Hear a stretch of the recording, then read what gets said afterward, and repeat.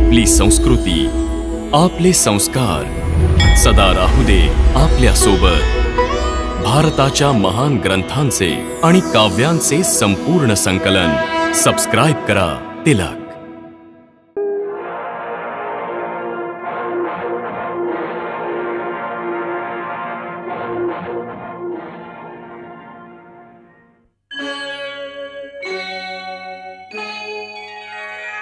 कृष्णा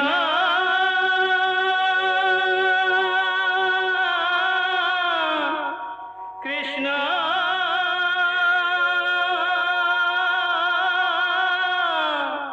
हरे कृष्णा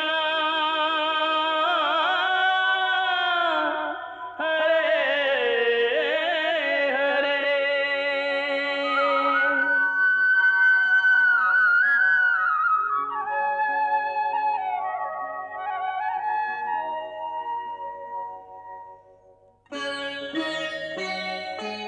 सच्चिदानंद रूपाय विश्वोत्पत्त्यादि हेतवे तापत्रय विनाशाय श्रीकृष्णाय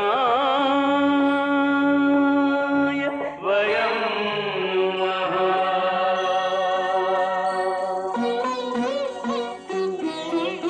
श्रीकृष्ण गोविंद हरे मुरारे हे नाथ नारायण वासुदेव। हरे कृष्ण राधे राधे कृष्ण कृष्ण कृष्ण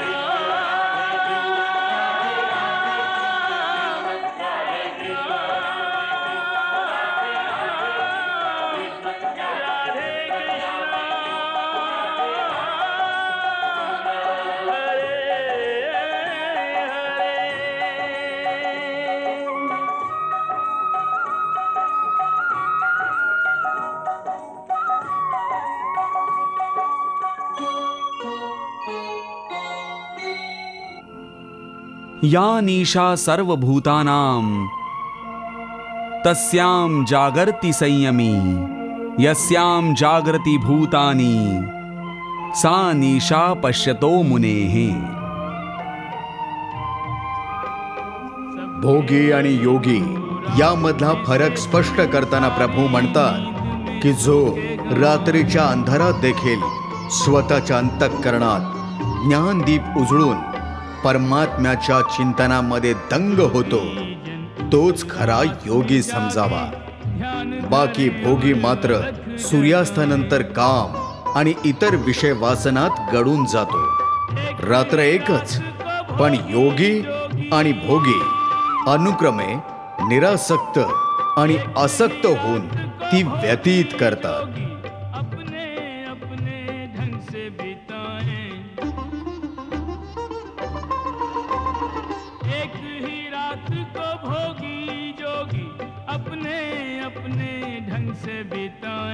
भोगी सोए जोगी जागे, भोगी खोए जोगी पाए। भोगी सोए जोगी जागे, भोगी खोए जोगी पाए। हे केशव, जसं की तू म्हणतोस की ज्ञानयोग कर्मयोगापेक्षा श्रेष्ठ आहे, तर मग तू मला कर्म करण्याचा आणि युद्ध करण्याचा उपदेश का बरं देत आहेस? मला संहार करण्याची प्रेरणा का बरं देतोयस? पार्था, मी असं तर नाही म्हटलं की ज्ञानयोग कर्मयोगापेक्षा श्रेष्ठ आहे। माझ्या सांगण्याचा अर्थ असा नव्हताच, तुझा गैरसमज झालाय। हे पार्था, जसं साधारण दृष्टीने बघताना एका नगरात येणारे दोन रस्ते दिसत असतील, एक पूर्वेकडून येत असेल, दुसरा दक्षिणेकडून येत असेल,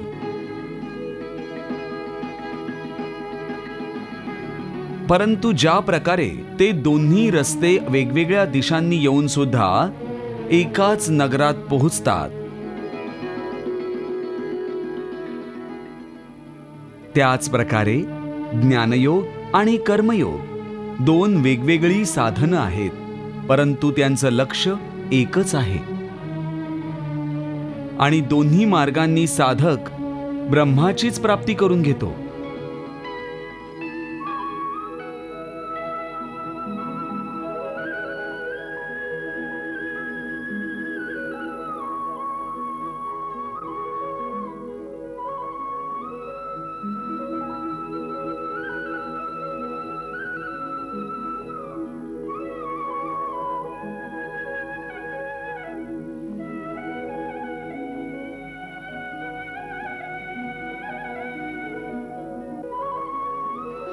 म्हणूनच दोन्ही योग उत्तम आहेत. परंतु ज्ञानावर आधारित सांख्य योगाची साधना कठीण आहे.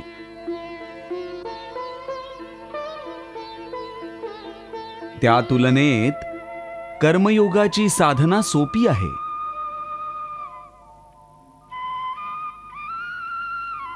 हे बघ अर्जुना, मी पूर्व काळात देखील या लोकात राहणाऱ्यांसाठी 2 प्रकारच्या निष्ठा सांगितल्या होत्या.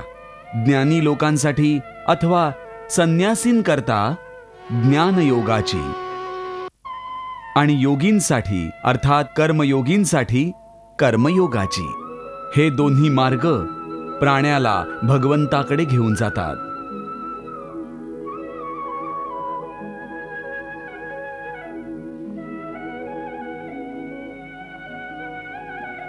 लोकेस्मिन् द्विविधा निष्ठा पुरा प्रोक्ता मया नघ ज्ञान योगेन सांख्यानाम कर्मयोगेन योगिनाम. अर्जुनाचा गैरसमज दूर करताना श्रीकृष्ण म्हणतात की त्यांनी यापूर्वी देखील पूर्वासुरींना सांख्य योगाचं आणि कर्मयोगाचं ज्ञान आणि महत्त्व पटवून दिलेलं आहे. सांख्य योगींच्या निष्ठेचा आधार ज्ञान योग आहे, जो योगींनी कर्मयोगांच्या आचरणानेच साध्य केलाय. थोडक्यात कर्मयोगाच्या पायावर ज्ञानयोग आणि ज्ञानयोगावर आधारित सांख्य योग अशी योगाची ही इमारत उभी आहे. त्यामुळे मनुष्यास कर्मयोग चुकणं कधीही शक्य नाही. सांख्य योग में तो कर्म ही से आई है.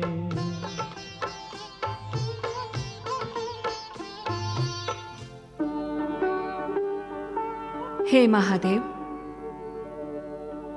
प्रभू हे सांगतायत की संन्यास योग असो वा कर्मयोग असो, दोन्ही परिस्थितीत प्राणी कर्मापासून सुटू शकत नाही. मग कुणी योगी निष्काम अवस्था कशी काय प्राप्त करू शकतो? देवी, जेव्हा प्राणी त्यांच्या समस्त कर्मांना निष्काम भावनेने मला म्हणजे ईश्वराला समर्पित करून टाकतो, तेव्हा अशा कर्माचं कोणतेही फळ उत्पन्नच होत नाही. अशा प्रकारे तो प्राणी त्यांची सर्व कर्म ईश्वराला समर्पित करून ईश्वर चरणी लीन होऊन स्वतः निष्काम होऊन जातो. या ब्रह्मलीन अवस्थेचं नाव निष्काम कर्मयोग आहे. हे अर्जुना, कर्मांचा त्याग कधी होऊच शकत नाही, कारण कुणीही प्राणी एक क्षण देखील कर्म न करता राहू शकत नाही. सर्वजण प्रकृतीमुळे उत्पन्न झालेल्या गुणांद्वारे प्रतिक्षण कर्म करण्यास बांधील आहेत. त्यामुळे जर प्राणी कर्म करण्यासाठी विवश असेल तर निदान त्याने कर्म अशा प्रकारे करावं जसा एखादा यज्ञ केला जातो.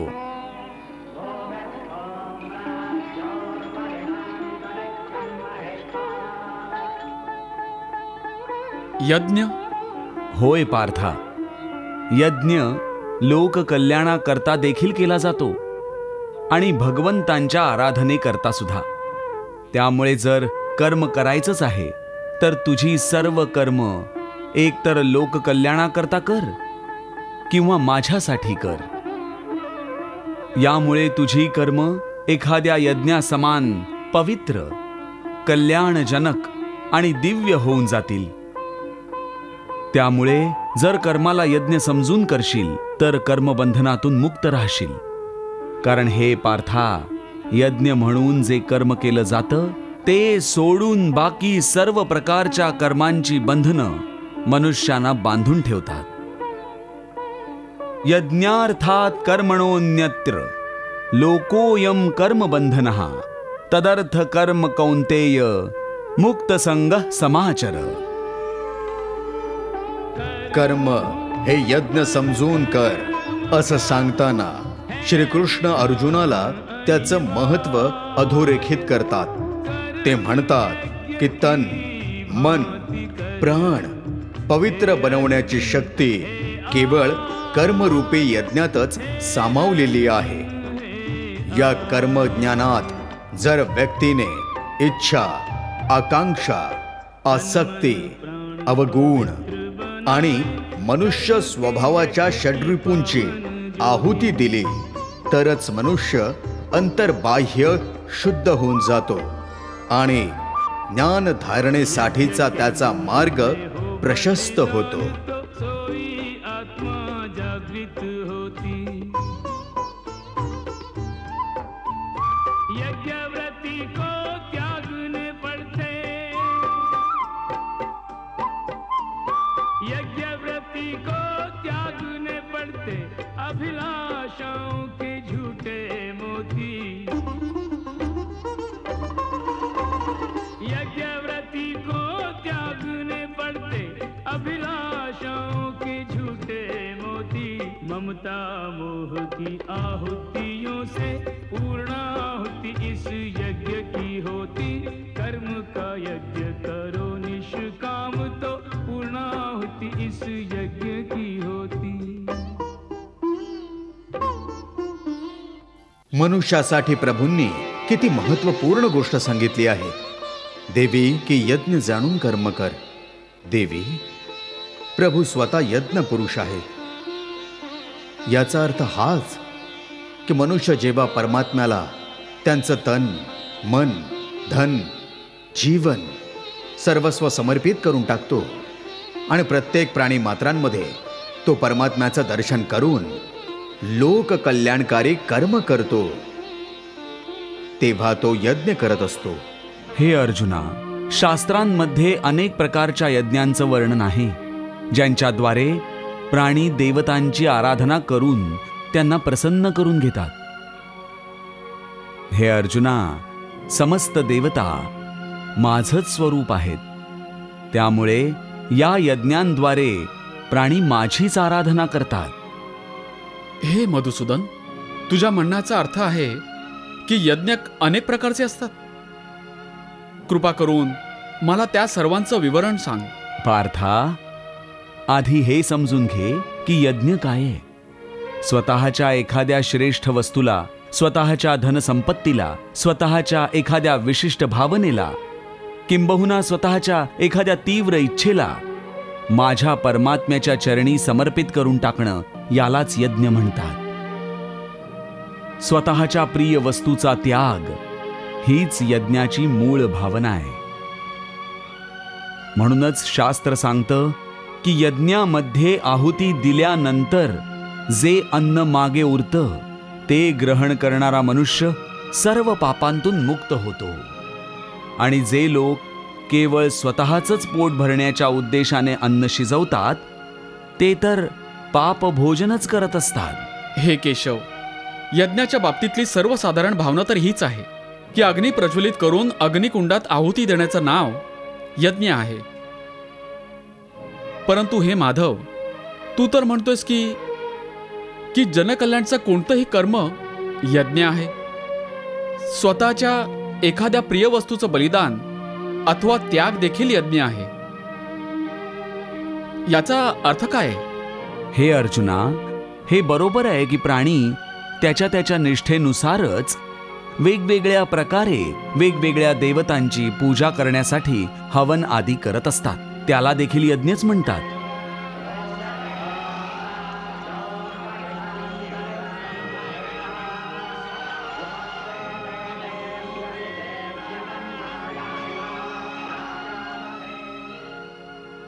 आणि काही लोक परमदानी असतात. ते त्यांच्या धनसंपत्तीचं दान करतात. त्यालाही यज्ञ म्हणतात. त्याला द्रव्य यज्ञ म्हणतात.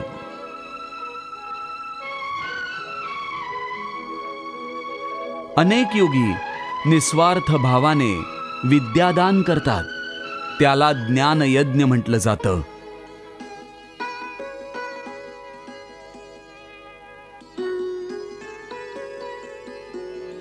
या व्यतिरिक्त अष्टांग योग साधनेच्या काही योगिक क्रिया देखील आहेत ज्यांच्याद्वारे अनेक योगी पुरुष आध्यात्मिक सिद्धींकरता प्राणायामाच्या क्रियांवर आधारित प्राणयज्ञ करत असतात.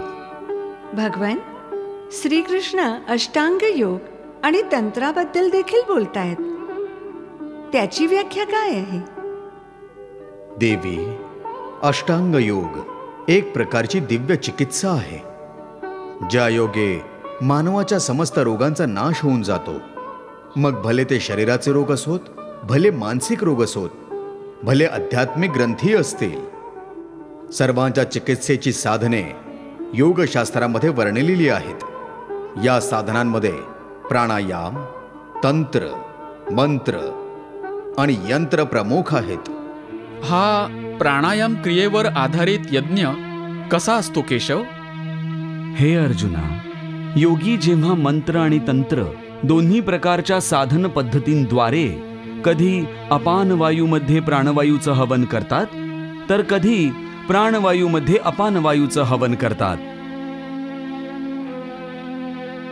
आणि काही योगी गूढ योग विद्येद्वारा प्राणवायू आणि अपानवायू दोहोंची गती नियंत्रणात ठेवून त्यांच्या प्राणांचं प्राणातच हवन करतात.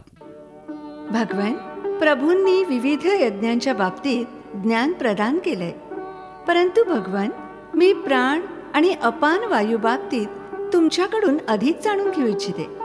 देवी, योग्याच्या भाषेत प्राणायामाच्या वेळी बाहेर पडणाऱ्या अर्थात उच्च श्वास वायूला प्राण म्हणतात.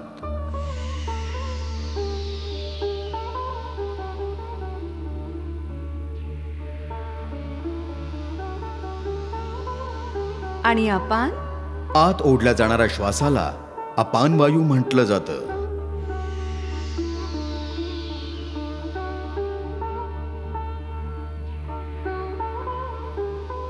प्राणायाम देखील एक यज्ञच आहे. या यज्ञसमयी अपानात अर्थात आत ओढलेल्या श्वासांमध्ये प्राणाचा म्हणजेच उच्छ्वासाचा होम केल्याने पूरक नावाचा प्राणायाम होत असतो.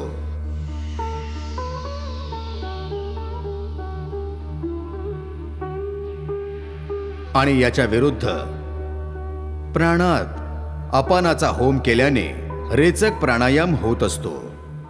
देवी, प्राण आणि अपान या दोघांच्याही निरोधाने तोच प्राणायाम कुंभक होऊन जातो.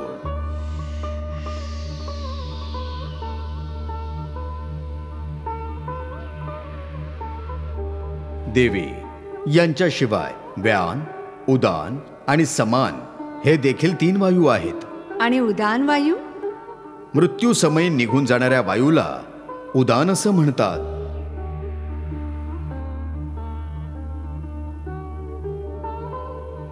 आणि शरीराच्या सर्व भागांमध्ये एकच अन्नरस पोचवणाऱ्या वायूला समान असं म्हणतात.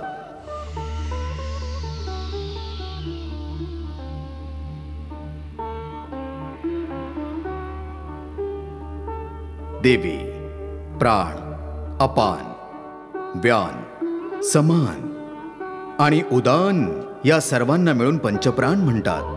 मनुष्याच्या शरीरामध्ये हे पंचप्राण कुठे वास करून असतात भगवान? देवी, प्राण हृदयात स्थित आहे. अपानाचं स्थान मनुष्याच्या नाभीच्या खाली आहे, ज्याला मूलाधार असंही म्हणतात. समान वायू पोटात स्थित आहे आणि उदान वायू मनुष्याच्या गळ्यामध्ये स्थित आहे.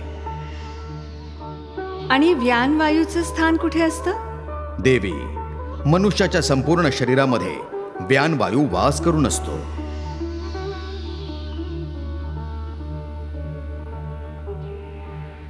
योगशास्त्राच्या नुसार प्राणायाम रूपी यज्ञ केल्याने मनुष्यास लोककल्याणकारी कर्म करण्यासाठी दीर्घायू प्राप्त होत असते. यामुळे शारीरिक आणि मानसिक स्वास्थ्य देखील लाभत असतं, ज्यामुळे प्राणाला आध्यात्मिक चेतना प्राप्त होत असते. हे अर्जुना, अशा प्रकारच्या साधनेचा प्रयोग करण्यापूर्वी कुणा सिद्ध गुरुकडून त्याचं संपूर्ण शिक्षण प्राप्त करणं आवश्यक आहे. त्यासाठी प्राण्याने जर अतिशय विनम्र होऊन गुरुला वारंवार प्रार्थना केली तर गुरु प्रसन्न होऊन त्याला या सर्वांचं ज्ञान प्रदान करतील. गुरूंच्या मार्गदर्शनाशिवाय त्या मार्गावर चालणं अतिशय धोकादायक ठरू शकतं. हे मधुसूदन, तू अत्युत्तम यज्ञांचं वर्णन केलं आहेस, परंतु यातील काही यज्ञ असे आहेत जे सर्व मनुष्य करू शकत नाही. जसं की द्रव्ययज्ञ कुणी निर्धन व्यक्ती करू शकत नाही. त्यामुळे हे कृष्ण, जनकल्याणाकरता हे सांग की सर्वात श्रेष्ठ यज्ञ कोणता आहे? हे पार्था, द्रव्य यज्ञाच्या तुलनेत ज्ञान यज्ञ अत्यंत श्रेष्ठ आहे. कारण मानवाचं सर्वोच्च कल्याण केवळ ज्ञानशक्तीनेच होऊ शकतं. ज्ञानच मनुष्यास चांगलं वाईट, पाप पुण्य, धर्म अधर्म यांची ओळख करून देतं. इतकंच काय, ज्ञानाच्या द्वारेच प्राण्याला भगवंतांच्या स्वरूपाचं खरं ज्ञान होतं. हे पार्था, ज्ञान तो अग्नी आहे ज्यात मानवाचे सर्व दोष, दंभ, अहंकार आदी अवगुण भस्म होऊन जातात. इतकंच काय, पण भक्तीचं मूळ देखील ज्ञानच आहे. काय म्हणालास? भक्तीचा उगम देखील ज्ञानातच होत असतो? हो अर्जुना, ज्ञानाच्या पर्वताच्या शिखरावर पोहोचूनच मनुष्याला हे ज्ञान प्राप्त होतं की ज्ञान पर्वताच्या शिखराहूनही अधिक उंचीवर ते निर्मळ आकाश आहे जिथे भक्तीचं राज्य आहे.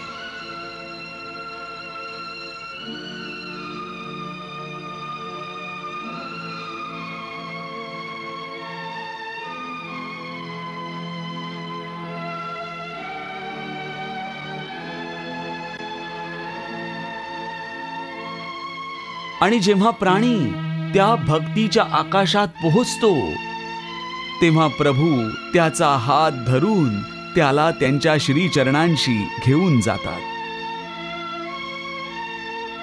हे अर्जुना, हे समजून घे की ज्ञानाच्या शेवटच्या पायरीवर चढल्यानंतरच प्राण्याला श्रद्धेचे पंख प्राप्त होतात.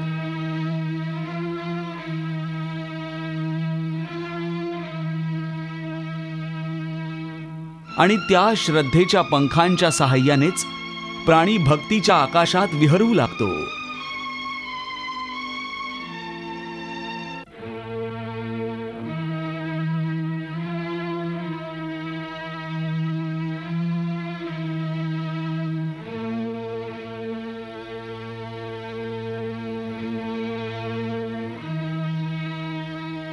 म्हणूनच मी ज्ञानयज्ञालाच सर्वश्रेष्ठ म्हटलेलं आहे.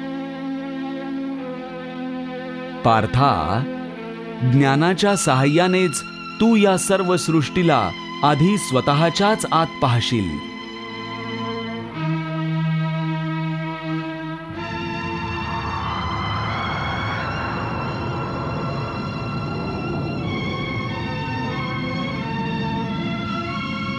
आणि मग ते सर्व काही तुला माझ्या परमात्म्याच्या आतच सामावलेलं दिसून येईल.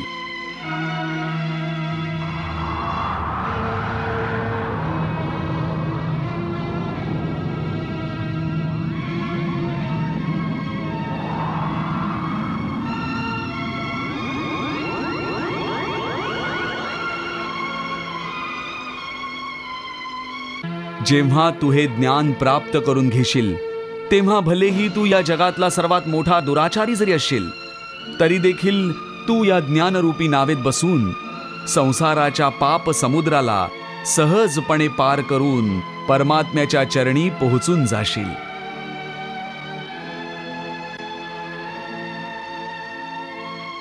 हे अर्जुना, मी ज्या योगाचं शिक्षण तुला प्रदान करतो आहे, सर्वात आधी कल्पाच्या आरंभी मी हाच योग सूर्याला सांगितला होता.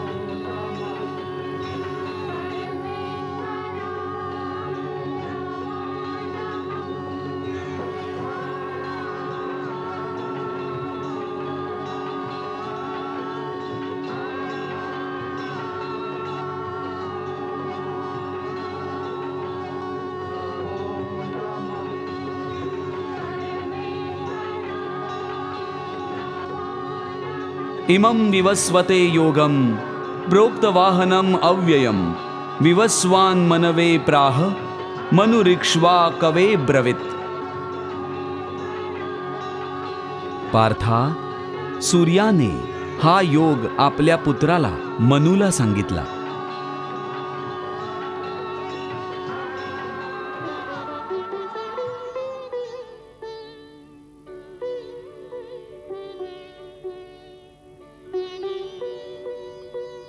आणि मनूने आपल्या पुत्राला इक्ष्वाकुला सांगितला.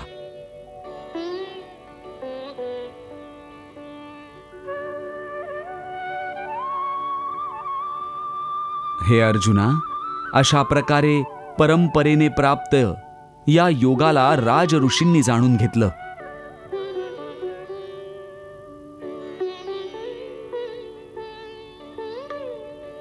परंतु खूप काळापासून हा योग या लोकातून लुप्त पावला आहे.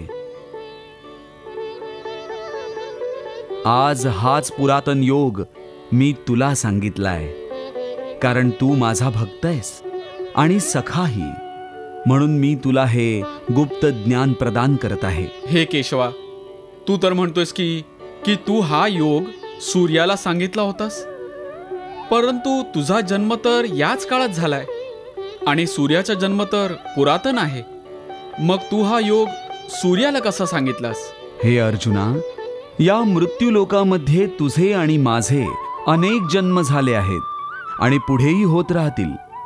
मीही अनेकदा या मृत्यूलोकात अवतरित होत असतो, पण तुला अज्ञानामुळे हे रहस्य माहीत नाहीये आणि मी दिव्यत्वामुळे हे जाणतो. पण हे अर्जुना, माझा जन्म साधारण व्यक्तींसारखा होत नसतो. मी अविनाशी आहे आणि अजन्म पण आहे.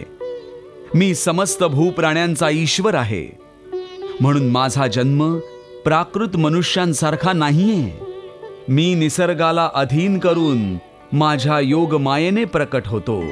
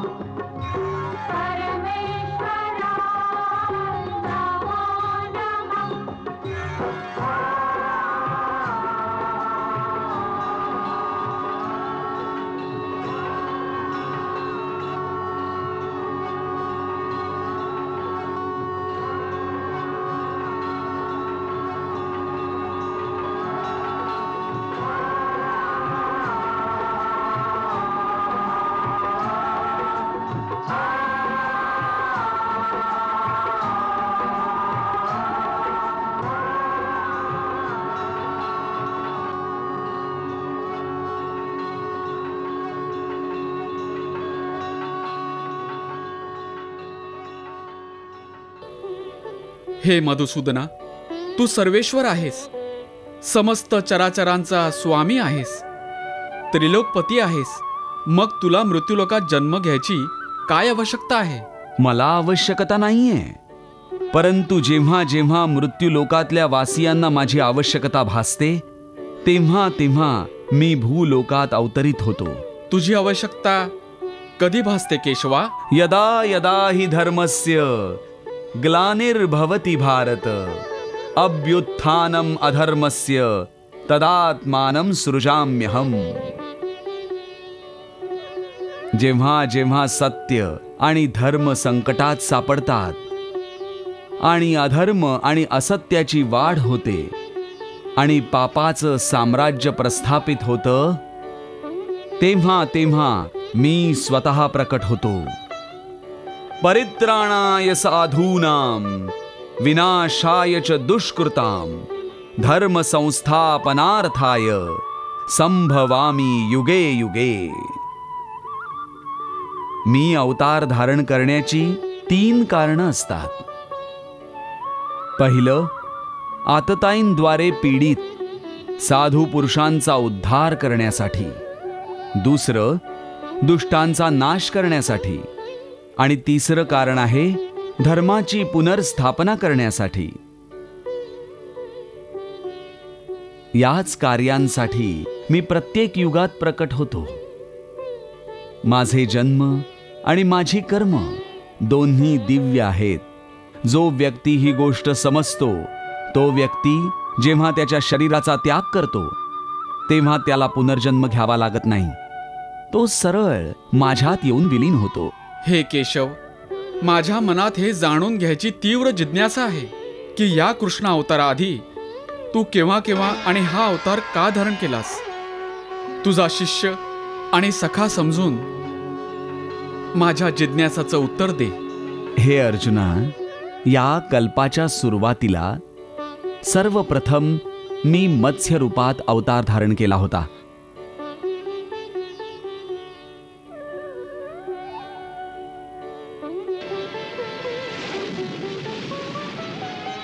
त्यावेळी मी सप्तर्षींच्या नावेला प्रलयात बुडू दिलं नव्हतं, कारण ते ऋषी पुरातन संस्कृती आणि पहिल्या सृष्टीच्या बीजांना घेऊन नवीन कल्पात त्यांचा विकास करणार होते.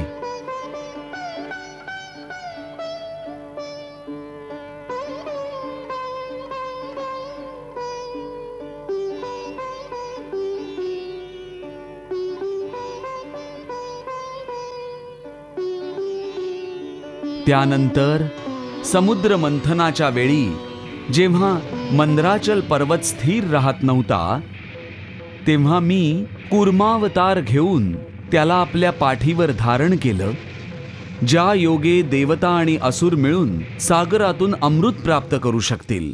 मंदराचल सा भारी पर्वत अपनी पीठ पे धारा, ले कच्छप अवतार प्रभु देवों का काज सवारा. प्रारंभ हुआ सागर मंथन, सागर मंथन. पण जेव्हा दैत्य अमृताचा घडा देवतांकडून हिसकावून घेऊन पळत होते तेव्हा देवतांच्या मदतीसाठी मीच मोहिनी रूपही धारण केलं होतं.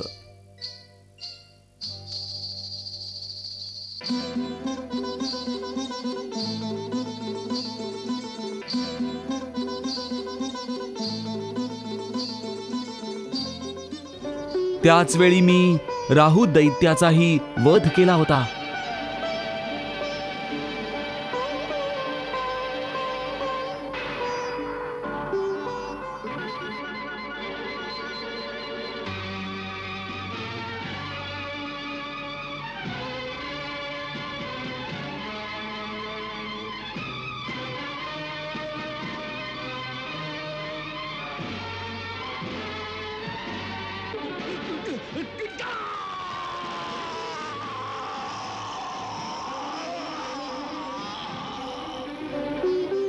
पार्था, अधर्मी हिरण्याक्षाचा नाश करण्यासाठी मीच वराह अवतार घेतला होता.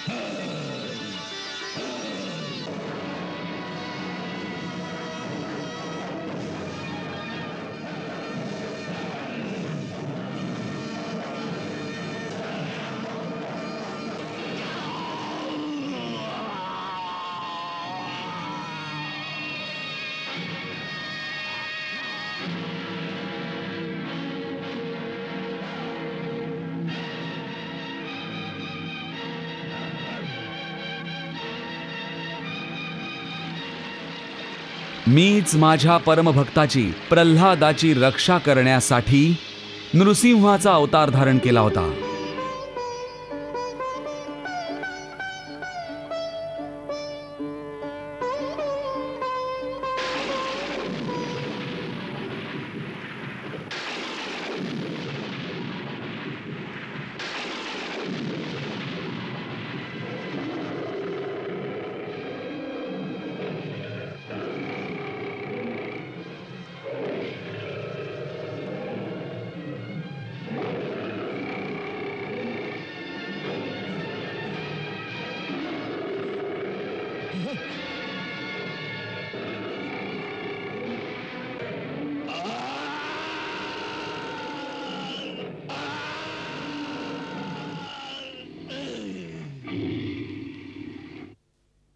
आणि पार्था, मीच वामन अवतार धारण करून असुर राज बळीकडून 3 पावलं भूमी मागितली होती. हे राजन, मला यज्ञशाळेसाठी थोड्या भूमीची आवश्यकता आहे, म्हणून तुम्ही कृपया मला एवढी जमीन द्या जितकी मी माझ्या 3 पावलांनी मापू शकेन.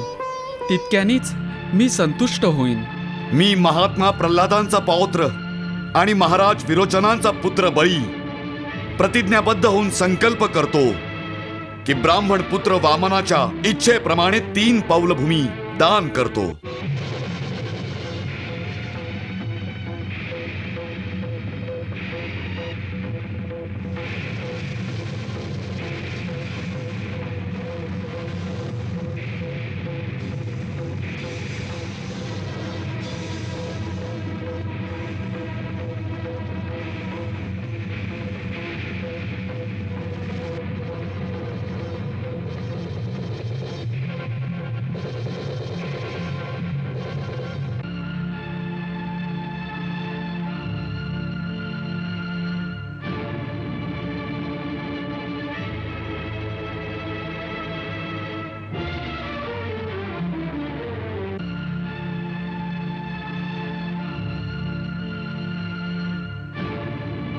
दोन पावलात तर मी सर्व त्रिलोक मोजले.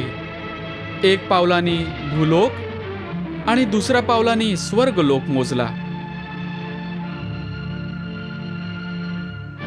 3रं पाऊल ठेवायला तुम्ही मला कुठलीच जागा देऊ शकत नाही. तुम्ही तुमचं 3रं पाऊल माझ्या डोक्यावर ठेवा.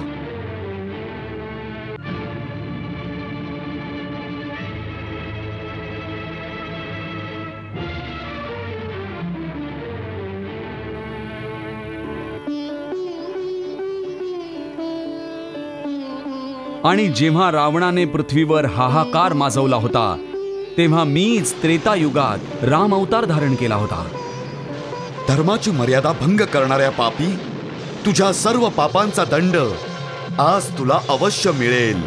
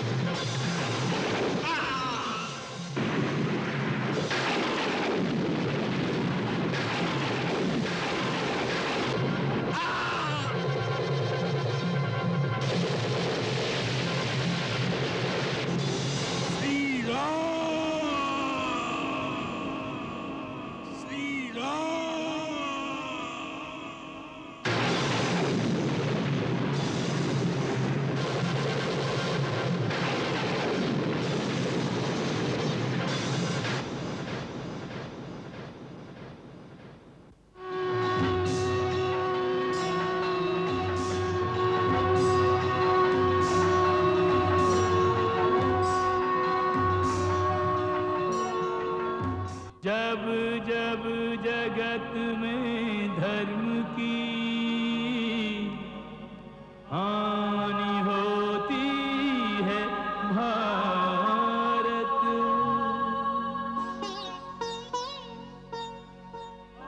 वृद्धि होती अधर्म की, तब स्वयं को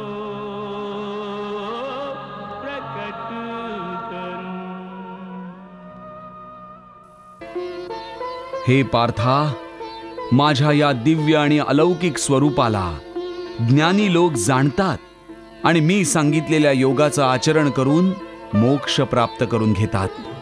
वा प्रभू वा. अशा तऱ्हेने गीतारूपी ही ज्ञानाची गंगा अशीच वाहत राहिली आणि अर्जुनाबरोबर या गंगेत अवघ्या विश्वाने स्नान केले.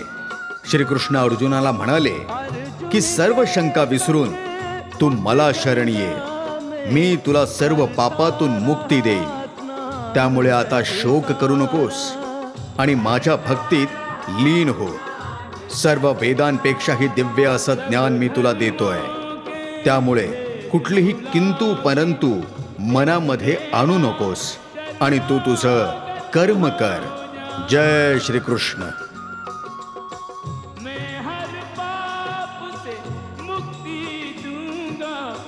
शोक न कर मेरी भक्ति में खो जा, शोक न कर मेरी भक्ति में खो जा।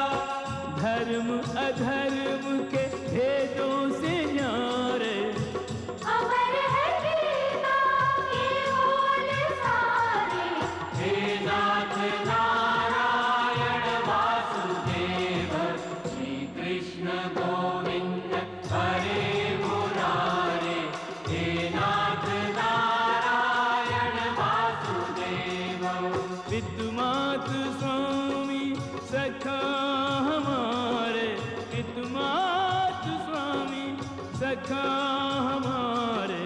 हे नाथ नारायण वासुदेव, श्री कृष्ण गोविंद हरे मुरारे। हे नाथ नारायण वासुदेव। हरे कृष्ण कृष्ण कृष्ण हरे